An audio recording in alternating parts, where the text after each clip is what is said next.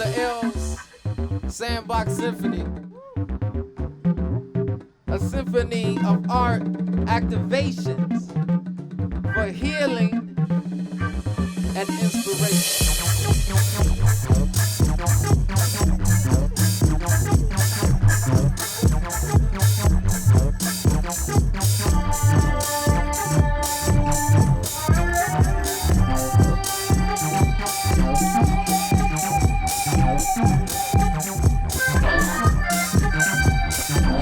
Milton Mizenburg III.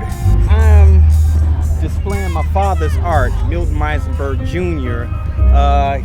Passed away some years ago in 2016, but his artwork is going to stand the test of time. He meant it to be shown, so that's what I'm doing. I'm showing it. Lionel, yes, lives down the street from me, and he started doing the sandbox thing, and I wasn't involved, but my father was involved. He thought it would be nice to, have an outdoor setting, display his artwork, and like I said, since my father's gone, he enjoyed doing this. He liked other people to see it, and this is a platform for people to see his work. He would still want this done or whatever, so I'm a part of his legacy, so I'm gonna let his legacy shine.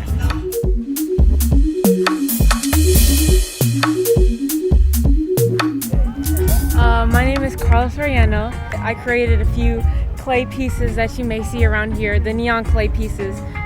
And I'm actually very proud of my work, and I'm very excited and happy to be out here and to see what I've created be on display in a nice art gallery.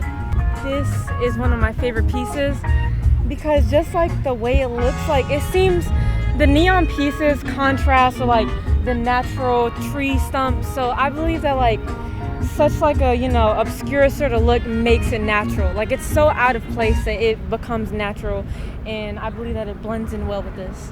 Whenever I go to art galleries, I always feel that spark of creativity and inspiration rush through me. So I want to instill that same feeling onto others when they see my artwork. I feel if you're my age or in high school, I feel it's important to take advantage of opportunities that are given to you like this.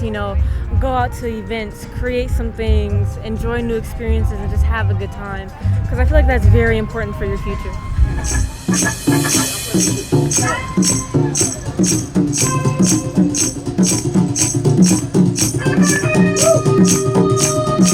My name is Laura Florzak. I actually met Lionel because I am a teacher at Diet High School, and Lionel teaches after-school classes, and we got partnered to work together this summer through CAPE, Chicago Arts Partnership in Education, and we've been teaching a summer class over the last 2 weeks, and we got our students involved in this project as well, so their artwork is actually out here on the beach today.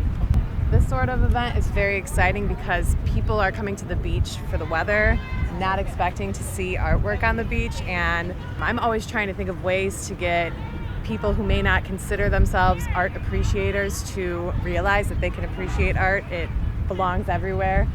We don't know who's going to walk through today. Maybe someone who has never been to a gallery before, and they might see this and think, okay, this is something I need more of in my life. So hopefully that's something I would like to see happen or experience today.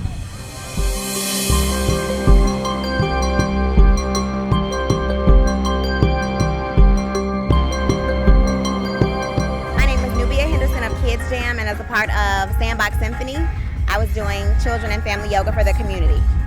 What's unique about this project in particular is that it's right in the community of Oakland, Bronzeville, which is evolving, it's changing, and so there were a cross-section of people in terms of nationality, ages, gender, and so just being able to be out here with all the different people, all the different energy, the energy from the music that's playing, the energy from the art pieces, the energy from the sun, right?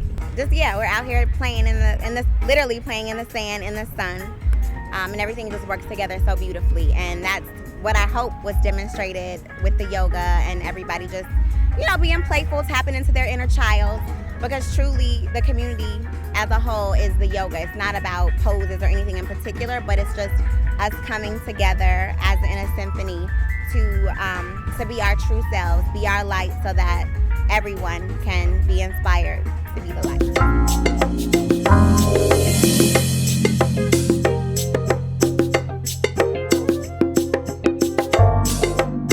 I'm Jay. Just make up Doorman Jay, just Jay the sound guy now.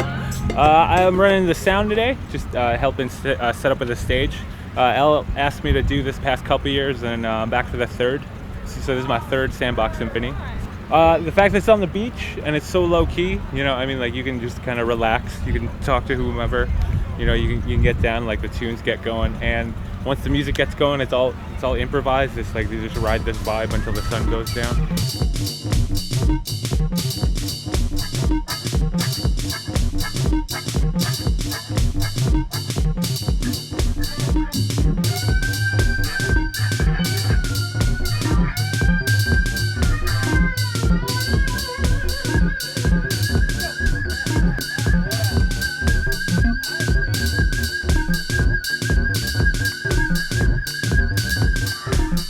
My name is Simone Reynolds. So today I'm helping Brother L manage this event. I think it's interesting. I think that we need people of power. You know, our aldermen, we need people in the city to reach out and see that we're doing something great here, and this is what you should be invested in. Like, you know, so many schools closing down and things like that. I think the most enjoyable is kind of that knowing that community is going to be invested in this, and it's going to, you know, it's going to bring light into people's lives. That's the fuel. So I think that's the most like joy that I get out of it. But now, like seeing people come out, I think that's the thing that gets me excited more, you know.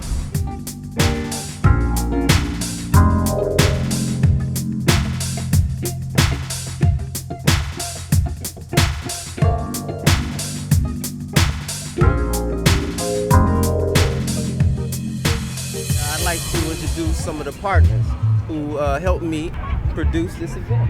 We have Night Out in the Parks of the Chicago Park District. We have the Field Museum. And then of the Park District, we also have natural areas. So together with Old Town School of Folk Music, Music Moves, and Chicago Arts Partnerships and Education, because I'm a teaching artist, I'm working in Diet High School. Oh, Diet. Right, so my students made a lot of art that you see here exhibited. My name is Jessica Pappalardo, and I am with the Chicago Park District's Night Out in the Park series. We bring over 1,000 events that are produced and curated by local artists, such as Brother L, to create these unique, one-of-a-kind experiences in all corners of the city, all 77 community areas and 50 wards. So each one in itself is incredibly unique and surprising and wondrous. So thank you for bringing art to Oakwood Beach today. How does this event feel? Well, I was just saying that to me it really, when you come upon the archway, and then you enter into this space, it's almost like a magical wilderness. There are these sculptures that are growing, and it just adds to the magic, I think. Well, we often think that art represents the people. I think that people are the art. You know, and I think that events inspire us to do more things that we enjoy. Like, hugging one's mother. Do you like that? I don't hug He's my like, mom. yes. Agrees. Isaiah Ballinger, Natural Areas Manager with the Chicago Park District. We helped Brother L kind of construct all the platforms for the artwork here. Alex Lebke, Brent Nepler, Monica Ochoa, and Joe Fugan, I called those names. They did most of the work. They did a fantastic job working with you. They loved it. I'm Aasia Mohammed Castaneda. I work for the Field Museum, but I work for the Roots and Routes Initiative, and that works to broaden what nature means and how do we incorporate different narratives. So the gathering spaces, hopefully we get to do a little walk to one of them that Isaiah designed, and I'm here just as a supportive partner. I've joined the Night Out in the Park team this summer. I think it's amazing the breadth that he's been able to do and the spaces that he's been able to adapt and the partnerships that he initiated. I think is absolutely incredible. I think especially with having a background in the arts, I find that a lot of the sculptures here are a lot more accessible than they would be necessarily in a gallery. And I've been seeing a lot of the kids engage with it, the adults engage with it, and I just find that really incredible. Well, I'm not just an artist. I live here, so I live just across this new bridge, this fancy bridge here. And it's our fourth year, you know, and without you all, it would look a lot different. I'm excited to continue on this work, but to develop these partnerships and make more rich experiences for people so that we can continue inspiration so that, you know, it just doesn't stop here.